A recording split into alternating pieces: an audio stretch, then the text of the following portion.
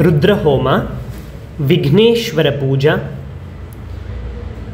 सद्गुरुवन्दनं, नित्यानन्दं परमसुखदं केवलं ज्ञानमूर्तिं द्वन्द्वातीतं गगनसदृशं तत्त्वमस्यादिलक्ष्यम् एकं नित्यं विमलमचलं सर्वधी साक्षिभूतं भावातीतं त्रिगुणरहितं सद्गुरुं तं नमामि। गुरुपरम्परावन्दनं। नित्यानन्देश्वर परमशिवसमारम्भां नित्यानन्देश्वरी परमशिवशक्तिमध्यमां नित्यानन्दपर्यन्तां वन्दे गुरुपरम्पराम्। अरुणगिरियोगीश्वरवन्दनं।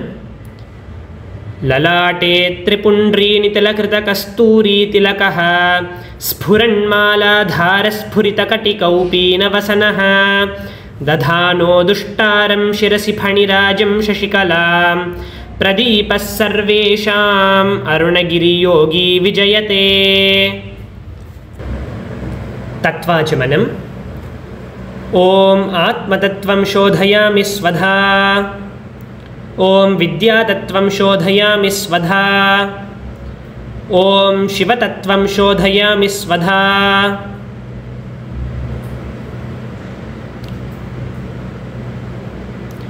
ॐ शुक्लाम्बरधरं विष्णुं शशिवर्णं चतुर्भुजं प्रसन्नवदनं ध्यायेत् सर्वविघ्नोपशान्तये।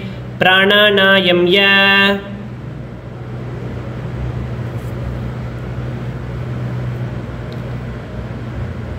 ॐ तदेव लग्नं सुदिनं तदेव ताराबलं चन्द्रबलं तदेव विद्याबलं दैवबलं तदेव गौरीपते तेऽङ्घ्रियुगं स्मरामि।